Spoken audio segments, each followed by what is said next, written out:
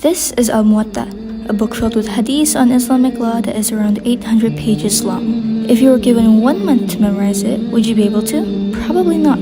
But there is a certain person in Islamic history that was able to memorize this book not in 1 month, but 9 days.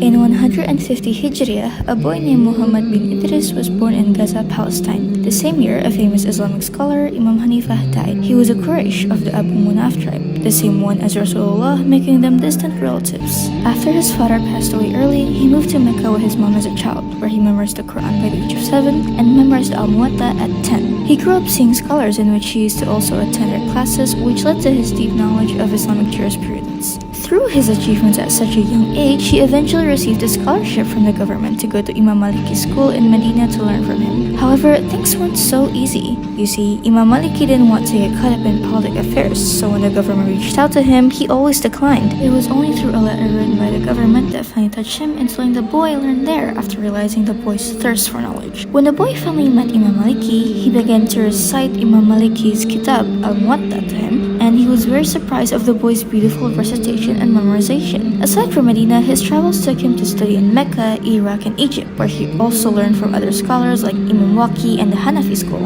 And after around 10 years of studying, he finally came to be known as Imam Syafi'i, who we all know today. Imam Syafi'i's wisdom influenced generations. His students included Imam Ahmad ibn Hanbal and Al-Muzani. He became the founder of the Syafi'i mazhab and usul al-fiqh, a method of Islamic jurisprudence that combined the Quran, Sunnah, consensus, and analogy, creating a balanced approach to Islamic law that lasts to this day. As his methodology developed, he soon founded the Syafi'i mazhab school of thought, which became famous and widely used in Southern Asia and other Arabic countries. And now, Imam Syafi'i has become one of the most renowned Islamic scholars in history. His famous books included Al-Risala, Kitab al-Umm, and Musnad al-Syafi'i. But before you go, here's an interesting story. While you might know of his great memory, capable enough to memorize a page from reading it once, he once struggled with his memory. His teacher, Imam Waqi, advised him to abandon sins to regain clarity. He wrote a powerful poem. شكوت إلى وقيء سوء حفظي فأرشدني إلى ترك المعاصي وأخبرني بأن العلم نور ونور الله لا يهدى لعاصي, which directly translates to, knowledge is light and the light of Allah is not given to a sinner. Imam Shafi'i's legacy teaches us that true knowledge comes from both intellect and moral integrity.